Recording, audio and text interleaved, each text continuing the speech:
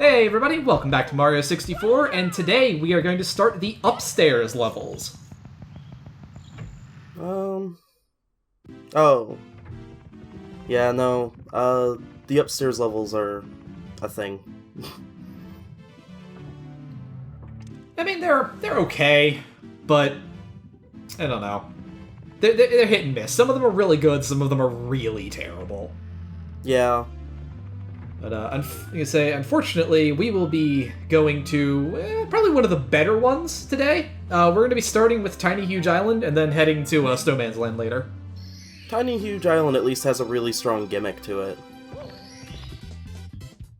Like, you look at some of the earlier levels, and, like, Babon Battlefield is just, like, grassy plains, but...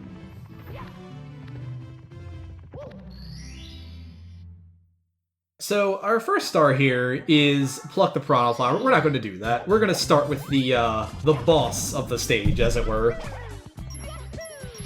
But to do that, we need to head to the top of the island. There's a lot of stars here you're going around right now.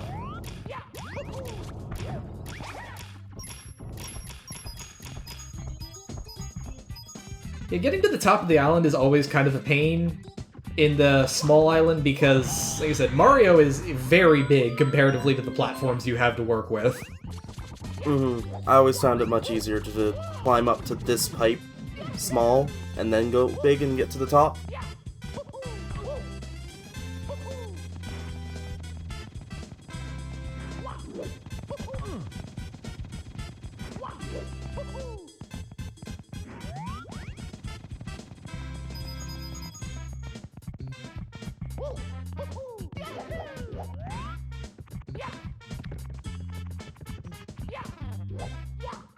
Alright, and right down the hole we have our good buddy Wiggler.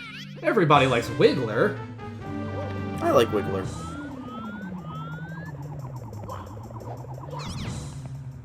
Although I have to admit that apparently he used to see the stars, like out his roof, I guess? The roof that was solid until we broke it?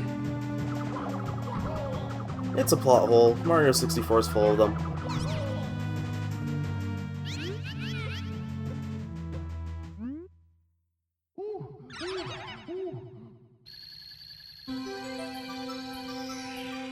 Maybe he boarded up his window when he got the star and went crazy, and we fixed it for him. I suppose. But anyway, the main gimmick, as it were, to this is that there are actually two paintings, and depending on which one you go in, you'll go to either the small island or the big island to start.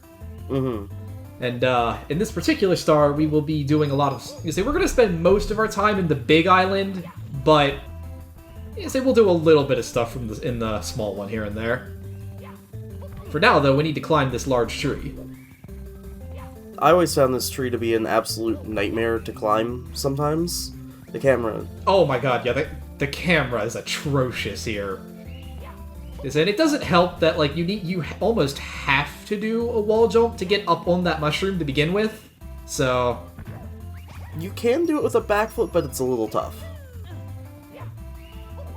And, then I got halfway up there and fell, and then had a hell of a time trying to get back up.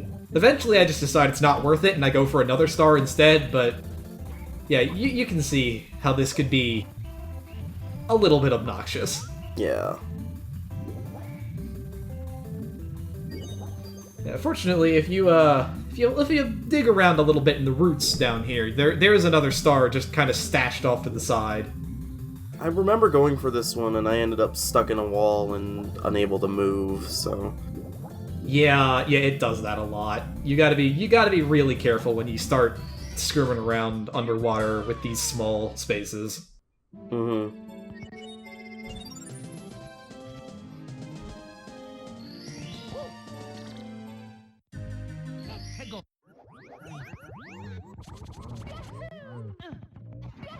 Anyway, now we're gonna head back and deal with our piranha plant friends.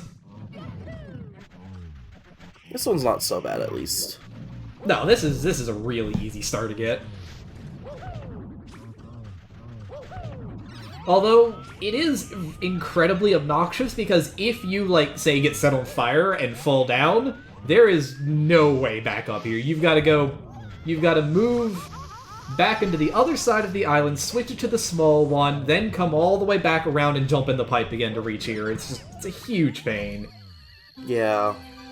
And you have to avoid the fish.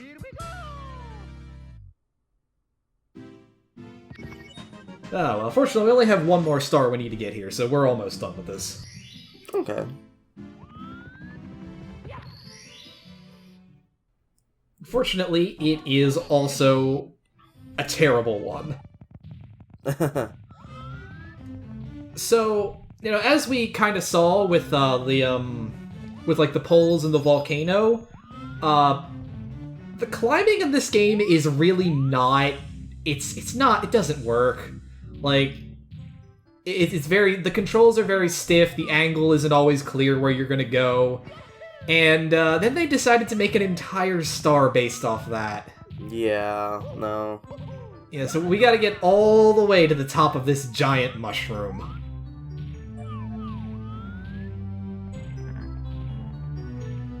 Almost kind of wish it was like later 3D games where if you grabbed onto a climbable thing, it would aim you right at the next one, so you didn't really have to adjust.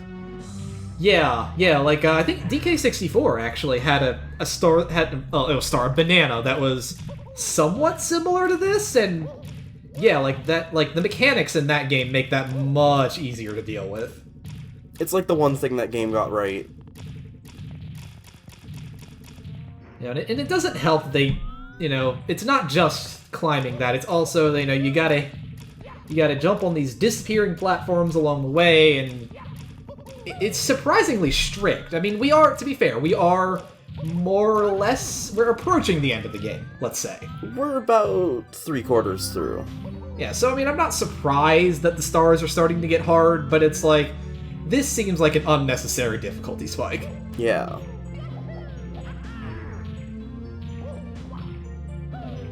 Like, especially this, like, even a double jump doesn't really get you up there.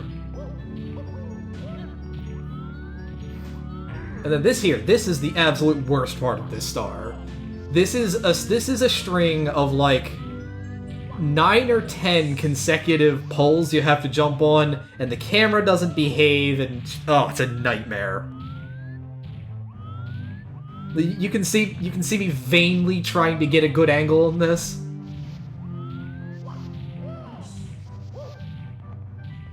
It's kind of weird because in some of the other levels in the game, the camera, if you had to do a challenge like this, would almost go to like a preset position, and it doesn't in this level. I mean, I guess it might be the fact that I'm currently using the Mario cam, which is a terrible idea for things like this, but...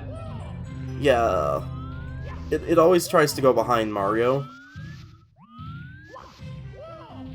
Yeah, but we're almost there, thank God.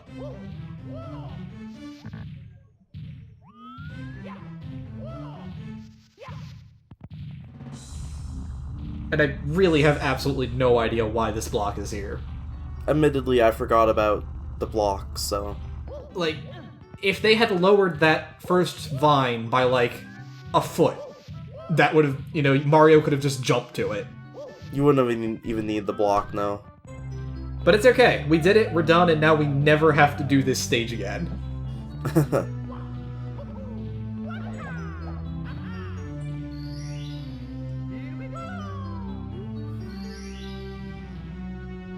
Yeah, let's get the fuck out of here.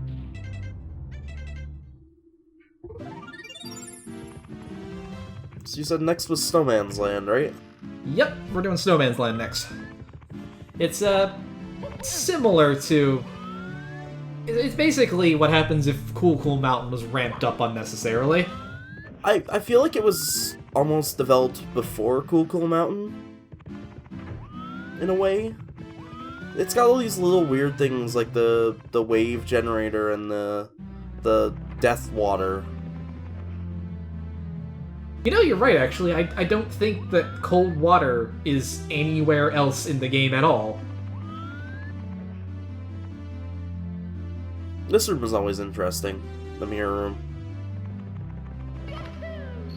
I mean, I liked what they did in Super Mario 64 DS, where like you could get a vanish cap here and go through, and there was a secret star on the other side. But anyway, so our first goal in Snowman's Land is to build a snowman. A very important goal. Yeah. So if nothing else, this level is at least on brand. Yeah. So you gotta be careful though, because the snowman's body does follow you fairly closely, and if you take too wide of a turn coming into the end here, It'll just fling itself off the ledge. yeah, it's very easy to fuck that up. But fortunately, we got that on our first try. I was actually kind of worried when I saw how I was approaching at first. Yeah. The first time I beat it, I stood in front of the head just to make sure, and I got just plowed down by the body.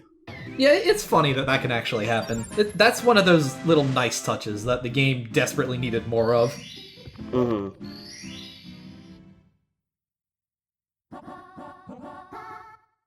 Let's go.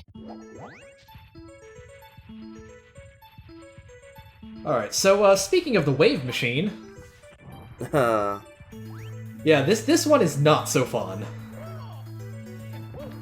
Yeah. It feels like the wave machine was, like, they could have set it to spit out less waves, almost.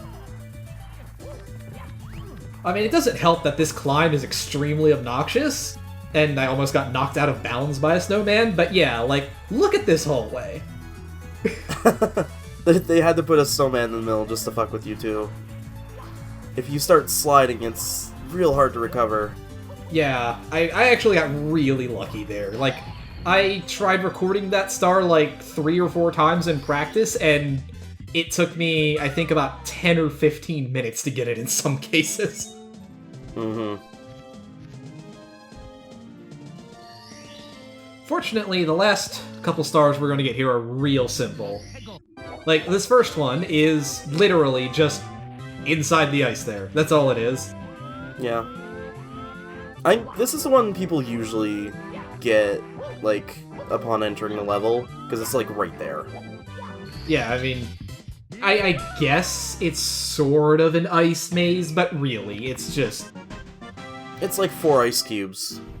Yeah, it's like 4 ice cubes, and you have to make, like, 2 jumps, and then that's it, you're done.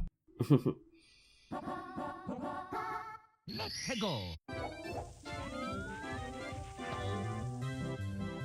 So you do have to kind of watch out, though, because there is a little bit of a wind here. So, yeah, you know, sometimes Mario will go flying, even though it's obnoxious, but it's not damning. It's not, I mean, it's not like this level is particularly difficult in any other way, so... It's not as strong as the wind in pits that'll push you up. Oh, yeah, no, those are awful. Especially because they're super inconsistent. Some of them are helpful. But yeah, as before, the game unfortunately hung on that star there, but that's okay. We had a quick and easy way to kill ourselves and get out. Yeah, the super mega cold water, which is just lava but blue. Are you suggesting they didn't put effort into this level, Tai Tai? I'm just suggesting it was an early one.